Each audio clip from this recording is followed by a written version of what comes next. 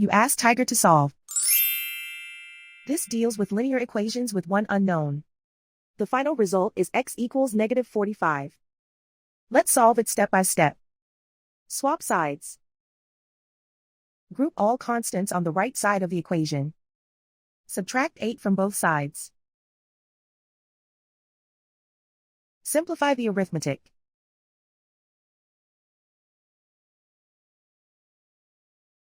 Isolate the x.